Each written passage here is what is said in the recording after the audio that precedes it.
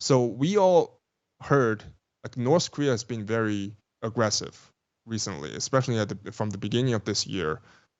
They have been launching the ICBMs. They have been testing nuclear tests, and now like North Korea has like successfully tested a type of attack drone called underwater nuclear attack drone, right?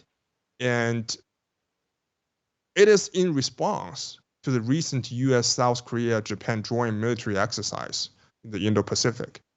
And it seems like North Korea has the know-how, has the technology, and we exposed that this technology and that the underwater attack drone is from the CCP.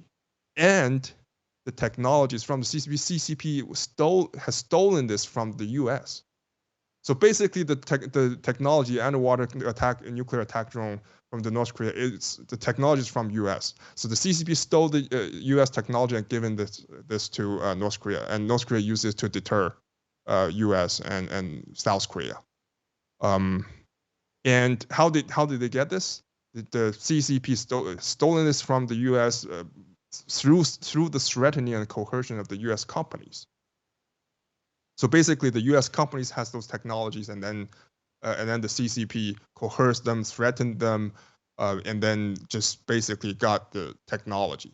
So that's the CCP's standard tactics for the past 20, 30 years. So that's also why, Lance, you see, it's so crucial to first recognize this is happening, and this is happening all the time, right? And second, the technological decoupling needs to happen faster. Do you agree with me?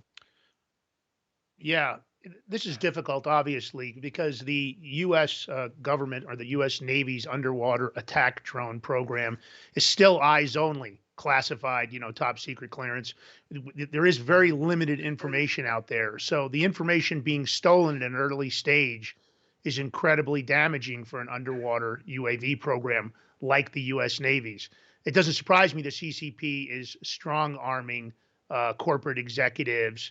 We know that they have been highly successful using honeypots, using spies, and getting those people close to important individuals, including our own U.S. government. So when I see that they've actually been able to grab a technology, I know this about the CCP that a lot of people don't recognize. They have a program of hacking that is the most sophisticated program in the entire world, the CCP. They have entire, huge areas, and this, that are actually all committed to nothing but programmers that are working on hacking different corporate backends, U.S. government backends. Anybody that opposes the CCP, they're at work constantly. So they've been highly successful at stealing information in the past. And the fact that they're disseminating it with North Korea and others really doesn't surprise me.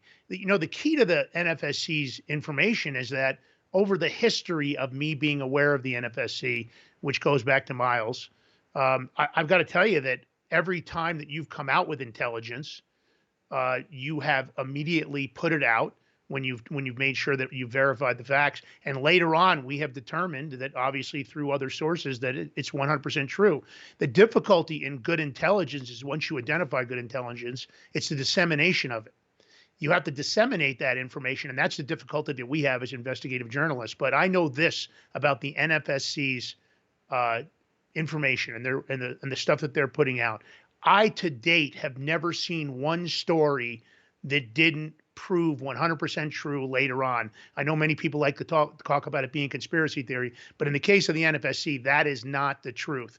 Your intel has been incredibly accurate since the day you started putting it out, since actually the day that Miles started disseminating it and trying to help the world, take down the CCP.